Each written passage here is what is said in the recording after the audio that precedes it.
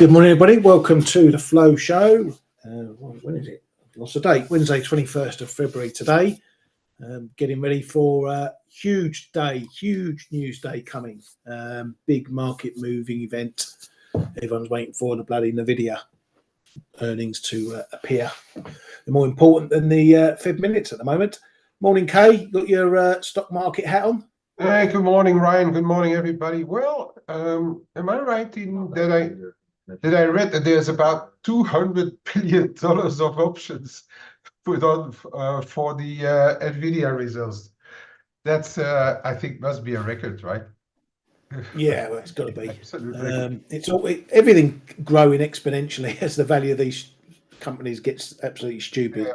I mean, the amount this can move and revalue the company is the size of some, well, I would say small countries, probably medium-sized countries' GDP. Yeah. Ridiculous, absolutely ridiculous. But that's going to be the market move, I think. Probably when we're all tucking into dinner over this side of the water. So yeah. I'm sure we'll have to. I'll watch it with the sunglasses and the popcorn, mate. Yeah, exactly. While watching the football. Right, let's get stuck into things then. A few bits and pieces going on today. China has held a meeting to apparently accelerate the drafting of law on private economy promotion. No idea what that entails, but it sounds like something else they're doing to try and get things moving over there in China.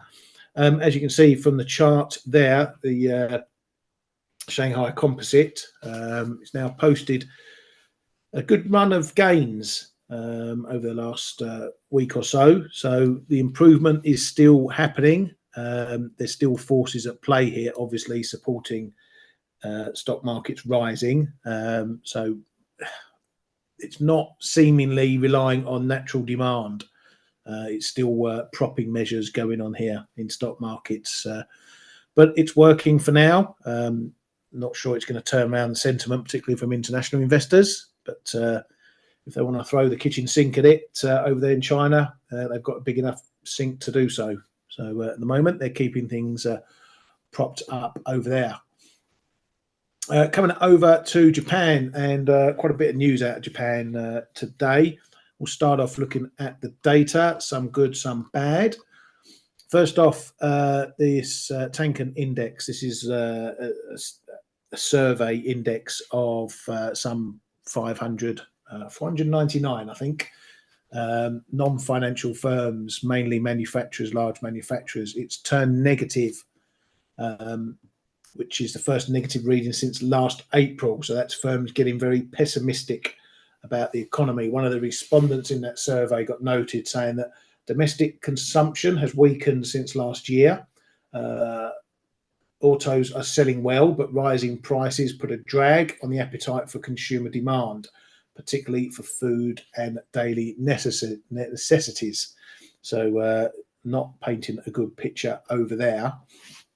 And we'll touch on that a bit more in a moment because we've had the latest government. Well, I might as well do that first. So the Japanese government have downgraded its view on the economy in its monthly report. This is the first time since November, which is around about the time that they turned positive, I think, if memory serves.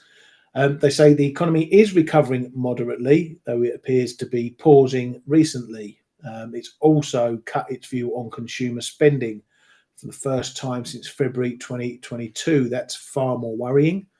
Also saying that the recovery is pausing. So that's the consumer spending forecast or outlook getting cut, as noted in that comment on the Tankan. It's also downgraded its assessment on industrial production.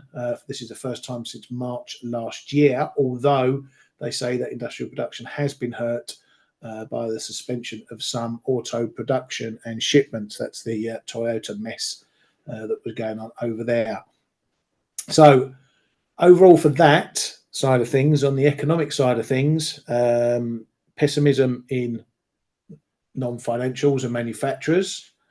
We've got the government now cutting its outlook for the economy. That's one big pillar for the BOJ that's turning a bit negative. And it might explain why we've had these government finance ministers coming up and jawboning the economy, or sorry, jawboning the FX rate, because this is all part of one of the big ingredients going into the ending of easing pot.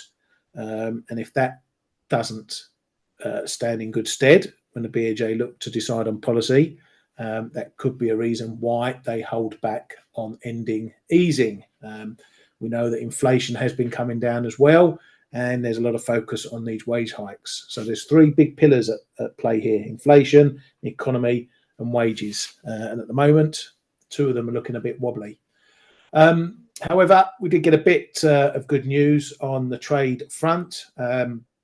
Trade deficit improved somewhat, as you can see there, but the big story was in exports, which rose a healthy looking 11.9%.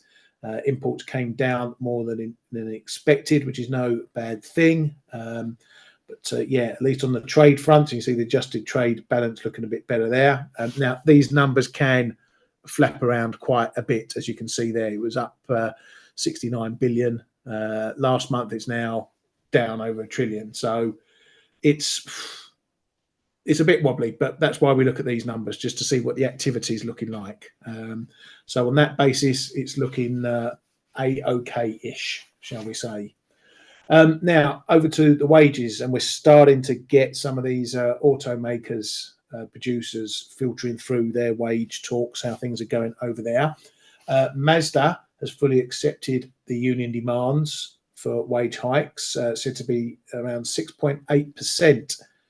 That's a decent number. Honda has apparently agreed 5.6% wage hike plus a bonus of 7.1 months pay, annual pay. So they're good numbers again there. We can't take that as a benchmark for what will be the national number, if you like, which was that 3.85% or whatever it was last year. But if they're all coming out in the 5s and 6s, then it's going to be up there, and that's going to be at the bullish end of expectations for wages. Toyota have pushed their talks that they started this week over to the 28th of Feb, so they haven't answered the first pay demand from the union. Apparently they're going to talk about that next week. But they've also said apparently that they're going to pay Japanese suppliers more to finance better working conditions. They may also pay overseas suppliers at a later time. So they are going to be spending. But again, Toyota has been wrapped up in this problem over there. Some dodgy goings on, and they've had to shut down plants and whatever. So that's probably part and parcel of that. So yeah, three things we got there. Economy not doing too well in certain aspects. The government a bit more pessimistic, but wages in the auto sector looking like they're coming in pretty strong. What do you make of all that lot so far, Kay? You're taking it all as one package. I don't think it's going to change the way as planned to at least go to zero. As things stand right now, okay? Those people are constantly sending us back to like mid-March as well. I know there's a second round at Toyota the 28th of Feb, but then the other one, results are expecting around the 13th of March. That looks that it's going to be the date to really watch, and is going to move the yen.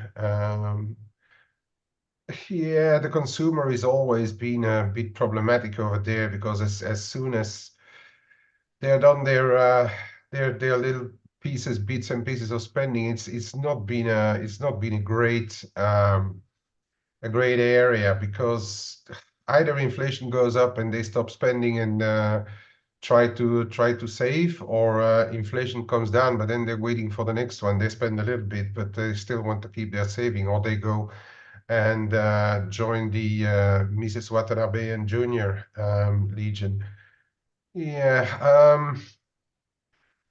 Look, I still think it's not going to change the first leg, but then what's happening next? And we've seen this Tenkan move up and down quite a bit as well. And I've been talking about this big manufacturing thing, which They depend. This is I think the is that more like the consumer driven one, or I don't know exactly which one you're looking at, but anyway, the consumer driven one is not doing great. The other one, they really will depend on machinery orders and stuff, and that bit is extremely volatile. You can have months of very big orders where everything is all rosy, but then you're going to have periods where they don't sell any of those big machineries. So that's always a bit of an issue over there. And then the Japanese downgrading their economic view is a bit strange. Like literally, what, a month and a half, 2 months after they upgraded it. Yeah, I on that front, I think the overall package is really going to, and the government, unfortunately, themselves are pushing some decisions made by the Bank of Japan to just purely rely on those wages, which is a bit of a shame. On the other hand, though, we have to also not forget that the Japanese government is investing a lot of money in trying to launch a local project. There's all these talks going on about the big Hokkaido project for chips and stuff, and that apparently sees a lot of interest. So that may be a bit of a bright light at the end of the tunnel, perhaps, in all of this. But yeah, I still, my base case is still, it hasn't changed with those numbers, because we saw trade balance is still negative, exports are good, imports crap, really crap. But on the other hand, the latest current account, which has been coming down massively over the past years, has stabilized, I think. So yeah, as I'm pleased to say, ball back in the middle, and let the play start again. Yeah, I think so. And as you say, I think as we sit here now, the BOJ, they've still got their window open. It depends on whether they want to go or wait for the exact perfect conditions. I think they need to. I think they got it in the back of their mind. They need to start changing it, as you say, even if it's taking rate back to zero. That gets them out of negative rate territory. Even if they don't build on that strongly thereafter. I think we all agree they're not going to be super hawkish from that point on. So it's just going to be how the market takes it. We know that the market's piling into Japan at the moment. Stock market up near all-time highs. Hedge funds and investors getting all bullish over Japan. So there's a lot to unwind if it all goes wrong. I think we've got to keep that risk in the back of our minds. I'm certainly going to be having a look at some upside calls with the dollar yen. I can tell you that. I know you already said you're in some high side stuff, mate. But yeah, I think I might be having a little dabble myself just in case it doesn't go right. Right, coming over to Australia, wage price index on the quarter coming in as expected, but year on year much stickier than the RBA would like. So that's going to probably keep them from putting too much cut language into future policy talks and meetings going on there. So that's not looking too good as well. New Zealand as well, some PPI data from there. Again, quarterly data. I hate this quarterly stuff, but it is what it is. Again, on the quarter coming in more than expected. So stickiness there. Same for output prices. So again, it keeps the heat on the central bank in terms of inflation. So few in the market thinking that they're going to be forced to hike again, the RBNZ, and these sort of numbers adds to that. We'll have to wait and see what they decide to do. Over in Sweden, Riksbank's been very busy squawking around the last few days. Riksbank's Bremen says inflation decline is continuing, but the risk of setbacks remains. It says we cannot take a smooth return to low and stable inflation for granted. Therefore, we need to be patient with our monetary policy. Borrowing numbers in the UK, public sector borrowing funny numbers. These January numbers can be a bit skewy. For example, this one here, the PSNCR, which is the sort of effective amount that the government may need to borrow to cover its costs. So this is like a constantly moving number. So back in December, they would be looking to need to borrow 14 billion, and now that's gone to a negative. So they're not going to be sending out checks to us, okay? But it's better numbers on the face of it. But it is a screwy month. It's the end of a tax period. Lots of tax just have a look going at on. So the rolling year numbers. Every January, it's the same thing. It's a completely is the differential with the whole year. And if you look at it, every January, all those spikes lower down are January. Yeah, as I say, it's a purely seasonal thing. There's a lot of tax receipts that come in end of year filing for self-assessments and that sort of thing. So yeah, it can just be a funky period. But, and all those articles about UK having now 23 billion sterling to spend.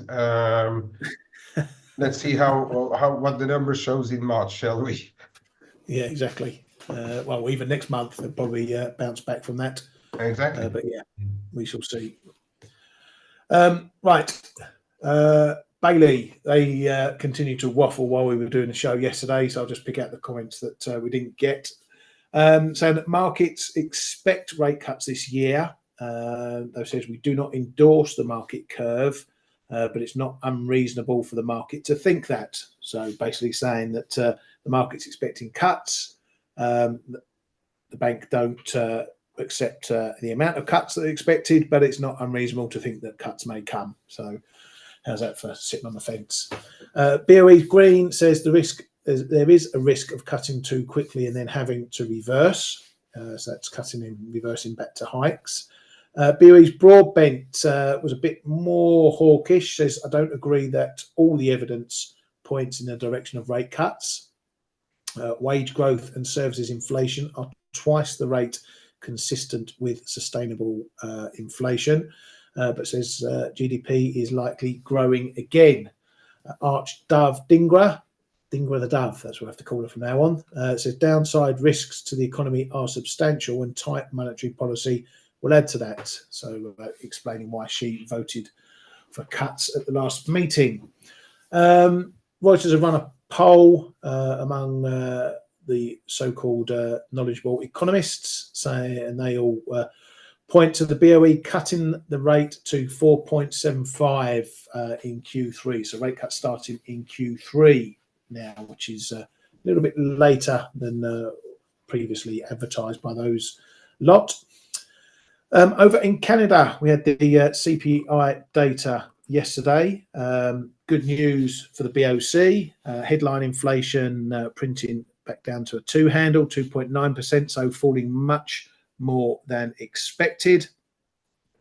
All the other measures, core measures and this and that measures coming in softer as well by a good degree, as you can see there. So that should get Macklem talking from the neutral to maybe a touch on the dovish side, or at least talking more about cuts than hikes, at least, or keeping policy for higher for longer, that sort of thing. He can switch around by the data. He's a bit of a flip-flopper, but good news there for the BOC. PM Trudeau was out with some comments after that, saying that he's optimistic the BOC will start bringing down rates this year. Philly Fed services data, which, as I always say, is never on the main calendars, came in at minus 8.8 versus minus 3.7, so a worse number there. Reuters had a poll out for the Fed as well. And the majority of people saw rate cuts coming in June, but there were risks that skewed it towards a later move. And something I was half mentioning tongue-in-cheek about rate expectations, and if inflation numbers keep going as they were in the last prints, we might start to see some in the market pricing hikes, let alone cuts. Bloomberg were out with a piece saying that markets are starting to speculate if the next Fed move is going to be up, not down, saying that interest rate options reveal some small hedging for Fed hikes. So there are a few in the market who are potentially getting a bit more hawkish about things. These things obviously flip around, but that was quite funny hearing that after mentioning such comments myself. Geopolitics, China and France have agreed to enhance cooperation on agriculture and AI. So not everyone is turning their back on China right now. That's all I've got. Anything crossing your screen, Kay? I don't think so. I think we talked about most of it. Just before the show started, China again came up with a headline saying that they tightened the grip on the stocks with a net sale ban at the open close. That's another one to try to avoid Chinese equity markets to go much lower, because you can't be net short at the end of the day. Yeah, they're just trying everything. Whether it's going to attract investors, usually more rules, investors don't like it, right? They are more for less rules, but decent support. So that's, in my opinion, not going to attract more investors. No, for the rest, I think we've covered most of what we saw overnight, and yeah, we can start the day waiting for NVIDIA, because there's really not much on the docket today, right? We've got, for those who are watching the emerging markets, could be a bit interesting, because we've got the Mexican retail sales coming up. We've got actually 2 days of interesting Mexican stuff, and I'm saying that because tomorrow we have they produce those half-month CPI numbers as well, and they've got the Q4 GDP, economic activity, coming out tomorrow as well. And I'm saying that because dollar MEX again held that 1700, 17.00 level. It's really making a very solid level of it, and of course, who says solid level also says that if ever this would go for a bit of a walk to the downside, it could be that some people need to get out of position. So watch that 1700, 1697 level on the dollar mix. Yep, thank you very much, mate. I'll let you look at that chart when we get into it. Yeah, we have had a bit more data out just now. Where is it? There we go. Industrial trends coming in less sucky than it did last month. So that's the manufacturing side of things. A very pessimistic number. These ones tend to be, but one could call that a bit of an improvement anyway. Right, let's get stuck into prices. And first of all, a thank you to Nashi, who popped up yesterday to remind us of the Rio Tinto dividend stuff, and also James in our chat room. Embellishing on that as well. That was likely behind a lot of these moves that we saw, particularly in the Aussie. Let's come to a shorter time frame, shall we? Where we see a decent bid in that. This was the FX dealings going through for the dividend payments. We had the Rio Tinto earnings report out, which was pretty good as well. But we'd seen, particularly in commodity currencies, had been well bid up all through yesterday. And there was a decent fix as well, which saw pairs like cable suddenly moving up pretty sharply. Same for the euro, ticking up as well, getting up to the zone. It hasn't lasted. So it shows you that it was likely that flows like that were pushing through. One I've been looking at and I've been tapping into shorts is this Aussie yen, which has been knocking up against this strong support. So I've been slicing and dicing on that one. That's looking okay. Seeing a bit of a bid again today, Kay, in these commodity currencies and the like. Is there going to be a bit of spillover going through again today, perhaps, or last minute stuff to do with that Rio Tinto stuff, or are we just trading something else now? I think the Rio stuff we could have seen a bit on the Aussie fix this morning, perhaps, but no, the big one yesterday was the cable into 4 p.m. and that was clearly a fixing run, and now that's I don't suppose that there is more to do. Rio declared their what is it, dividends? So I don't think there's more to do today. So that was it. I don't know. I've seen the both those antipodians doing pretty well. Perhaps a bit of commodities in there as well. They are doing okay, and especially the Kiwi. I also think in the Kiwi thing is that we've seen those data and banks repricing the RBNZ and or not fighting against it. So that may be something behind the Kiwi. And also, you know, I guess just carry trades. Kiwi is a 5.5% currency. And if you look at stuff like Kiwi yen, Kiwi Swiss perhaps as well, in some form, it's kind of an attractive currency if you think that the rest is about to cut or at least not going to raise anymore. It does look like an attractive currency. I also already warned against the fact that there is less liquidity. So putting on the positions is going to make this quite big. But be careful when people need to get out of positions because it will really go faster to the downside. But for now, at least, the Kiwi dollar is through that 61.40-65 level, and it's holding. The Aussie, somewhere we saw those bit of stubborn numbers, the RBA minutes. Still fighting against expectations for lower rates. We saw also the wage index overnight on the Aussie coming in stubbornly high.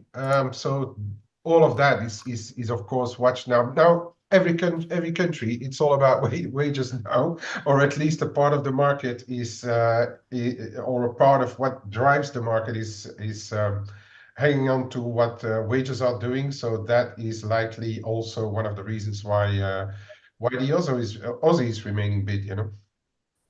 Yeah, exactly. And in half the world, well, most of the world, they want wages to start coming down or easing, and in Japan, they want them to start going up. So Japan's always seems to be doing the opposite of what everyone else is doing. But yeah, there does feel like, there does look to be a heavy commodity influence in that. I just showed copper a moment ago, that's staying bid. Gold as well, staying bid. So that's, as I said, going to keep things in the commodity space looking pretty good. Ali wants to look at nat gas. Let's have a quick butcher's out. We've had a little bit of a bounce off. We had a bounce off that 150 there. So we looked at that the other day, I think, and let's go into a wider chart. I think that was where we had all the support down around that area. So it's looking, technically, it's looking like a good bounce for now. So good luck with that. You say you're going to run that for quite some time. Check your rollover costs, because obviously if this is based off a future, there will be rollover stuff to take account of whenever they end, whatever monthlies, whether it's 1 month or 3 month rollovers that you get there. So just make sure you know that you're not going to get hit by any dodgy spreads or costs when those roll over. But if you're bottom pick where you know where your risk is. If you do get a break here, then I don't know, the bottom's a limit, as they say. 130, 40 maybe, but you're getting into uncharted territory down there. So be a bit careful. Usually when you get breaks of big levels like this, it can go on for a bit, but good luck for that one, Ali. I was looking at gold. Where's gold gone? Here we are. So gold back to the middle ground.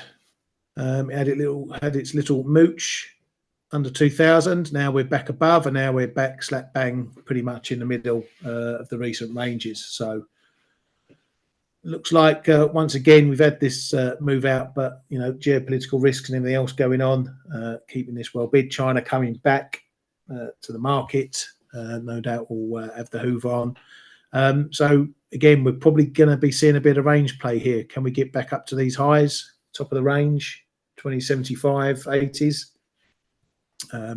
Or are we just going to waffle around, maybe getting up to the 50s, 60s again? But here we're pretty much bang in the middle, as said.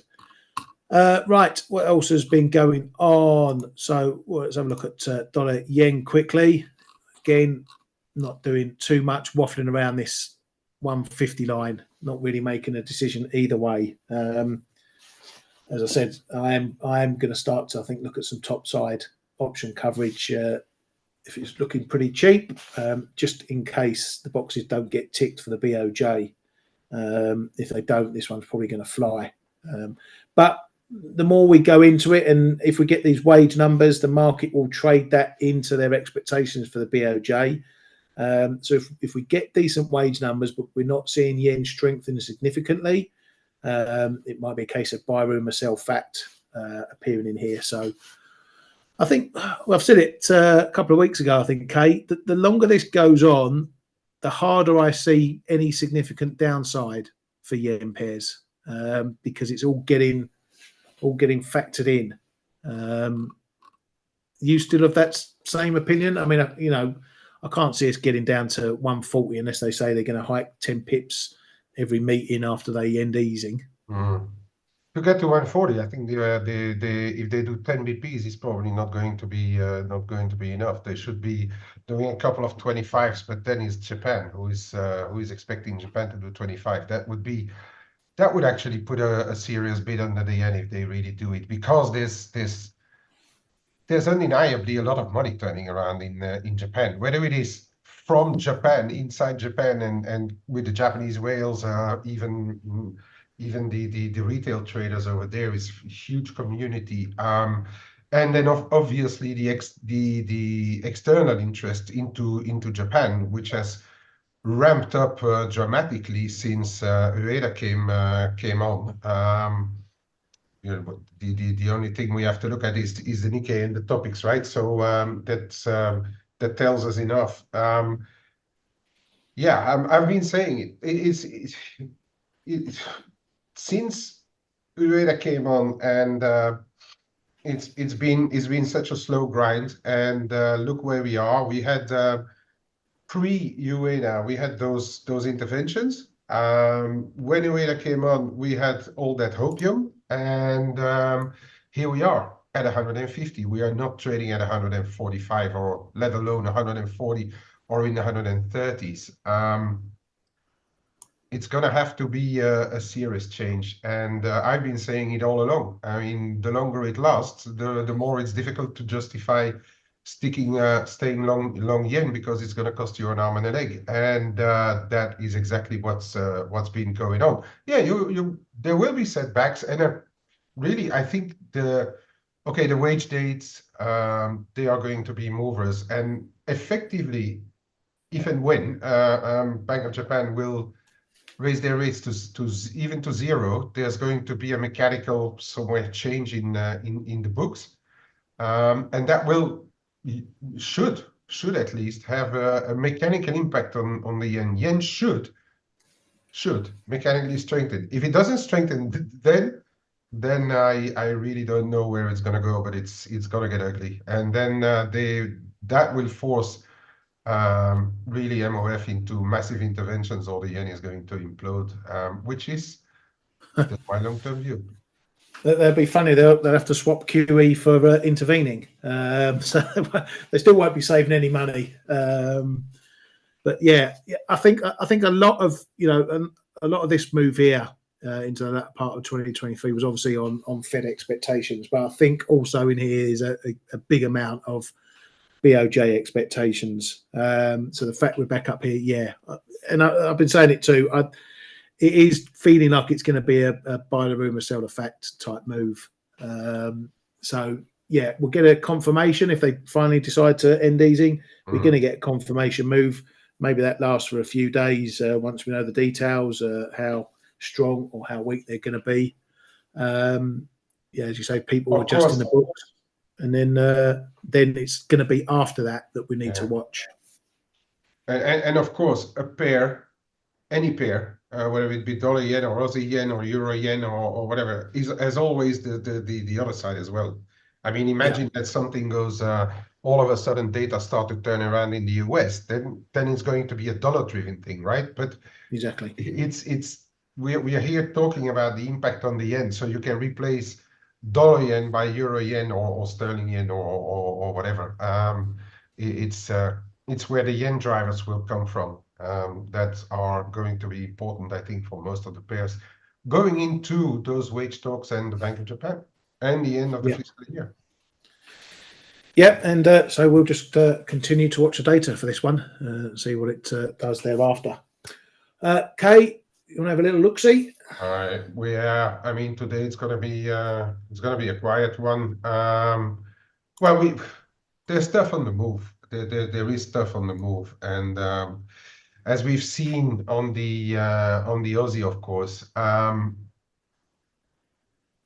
we moved through that 25-40 zone, but we still have to get into where I think is the next decision zone, which is going to come in at 66. I know there's a bit too many lines here. I'm going to clean it up. But the next is still going to be a 66. And yeah, we have reversed this. As I said, this is really what I thought would happen on most of the pairs, the dollar getting back from what it lost in the end of the year. And now we've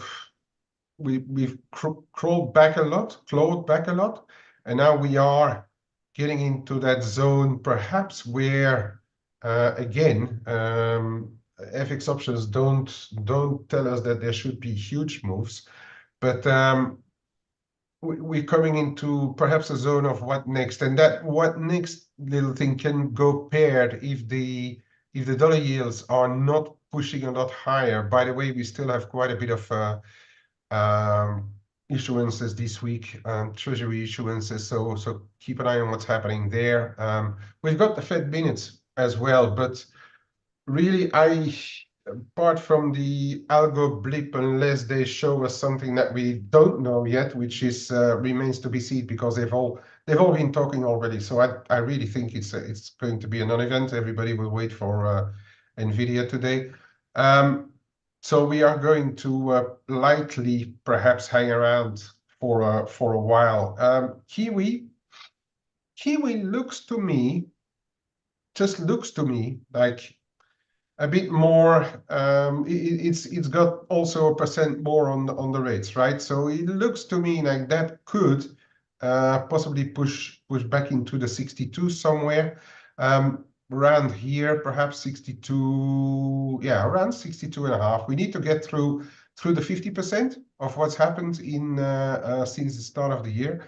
62.5, 62 the figure, so figure 5. If that goes through, perhaps 62.5, and then see what happens there, because the Kiwi, just because of the interest rates also, and the positiveness and the expectations of the market right now for the Kiwi, and then you transpose that in whatever Kiwi pair you like. Whether I indeed Gav was talking about Kiwi Cat, of course, Kiwi Cat, Kiwi being beat. Cat got a knock on the head on the back of those lower CPI data. Obviously, Kiwi Cat had a little bit of a moonshot yesterday and into today. I was going to show something else and I forgot about it. Oh yeah, you were asking about the cable brand as usual. Well, look at what happened. Again, I'm not a fan of moving averages, as people know, but we did. This is the 4 o'clock London fixing spike. It stopped and then came back. So this is I guess already around 40 and then around 60, 65. cable should see a bit of resistance, in my opinion. If it would go back through yesterday's high and not driven, I'm going to precise it, not driven by a fixing, maybe that the sterling is going to go back into the 127s. In the meantime, it's just we are just in a range, man. We're just in a range. Like we are in a sort of triangle here. Go back through 125, 80, 90. We can have a look back at those lows again, perhaps. But that's as far as I think right now we can go until data tell us what to do. And the data may come tomorrow. Tomorrow is PMI day. Okay, tomorrow we have a PMI day. So for the markets, for those who are looking at moves, and in the meantime, if you want to be patient until those PMIs. All right. So I think a bit of range trading here. Euro sterling. Yesterday we saw that because of that sterling demand. Yeah, we saw that move lower here also into the London 4 p.m. fix. I was hoping for a bit of a move here then into those 30s. I've got smalls, I mean, around here. I was hoping for a move here to really add, but didn't get it because I think that for now at least, there's perhaps a bit of a better chance for a bit of a give back after yesterday's BOE. They did say that they didn't need CPI to really hit their 2% target before cutting rates. I know, I mean, they went to all sides of the pendulum, but it does appear that since we rejected here and then found bids here, that euro sterling may perhaps try and give us a little push up to 86 at one stage. We will see. And really, there's one that I'm keeping an eye on now, and this is here, this euro stocky. Yeah, we are through this. This support line here, but we're holding the 23.6 for now. I'm watching this with a little bit of interest because I'm also watching with an eye what's happening on the equity markets, and stocky tends to be a bit of a risk currency as well. I thought on balance, the Riksbank was a little less hawkish, even perhaps tilting a little bit towards the dovish side. And we are back into zones that we visited already last time as well. We were a little bit undecided here. Here was a bottom, here was a bottom. We went smalls below, but we are holding around those 11, 18 zones, which is a 38.2 of the rally that we saw here. Okay, so that's one that I'm keeping an eye on right now as well. And with that, Ryan, I'm going to give it back to you today. Thank you very much. Okay, just coming back to Ali, looking to on this nat gas stuff, trying just to understand the fundamentals. Yeah, you've got to. If you're going to look at the fundamentals, you obviously there's main things to look at. You know, make it easy for yourself. Look at what's happening in the world with shipping of natural gas. You know, we've had these problems with transmitting through the Red Sea, so that's potentially going to add a premium onto gas supplies. But look at other gas markets as well. You know, Dutch gas, nat gas is obviously the US market. Dutch gas is the European market. So they can largely go in the same way. It's a bit like WTI and Brent. The difference between them. So yeah, look, counter trading is fine. If you're looking at nat gas, let me just share my screen quickly so we can look at. So first and foremost, you've got a level to lean on. We know that down in the 150s should be doing it. We know down here there's potential old support. So that gives you something on the technical front. The fundamental front, that's where the interesting work comes in, looking into what moves nat gas markets. So if you want to trade this for the long term, you've got a good start. You need to know what's going to get it getting back up, weather being one thing, production, demand, that sort of thing, all factors into these things. So yeah, weather as well. Gavin has said, you know, we had a bit of a winter hit in nat gas or in the US late December, but you know, things have warmed up a touch since then. So as far as I'm aware, anyway. So that all factors into these things. So you put all these together, and that determines how you get on with a long-term trade. Right, quickly, I want your guys and girls input on this one. We got this NVIDIA stuff coming in. It's going to be a popcorn watch unless you're actually trading stocks. I'll be watching it for its impact on the S&P, which could go any bloody where. But I'll be looking to see if we get up to those highs and whether we hold them in the S&P. But I want your interaction. What do you reckon? Are we going to be above 700 or below 600 after the bell and after we get their announcement? So put your guesses in the comments quickly now, and I'll have a little jot down, and then we'll see who's right and who's wrong. Oh, Gordon, price to 1,000. What, today or over the period? Okay, so it's above 6, above 7 or below 6, so under. Right, below Lucas as well. Okay, right, I'll note all these down, and we can see who's right and who's wrong tomorrow. So keep those coming in. I'll leave the webinar open for a little bit after we finish, just to know who's doing what. And on that note, have a great day, everybody. Thank you very much for joining us here on the Flow Show. Thank you very much to K-Man, as always, for your input. All of those guesses that keep coming in. So I won't close it, but I will say goodbye for now, and I'll just jot all these down. Have a great day, everybody.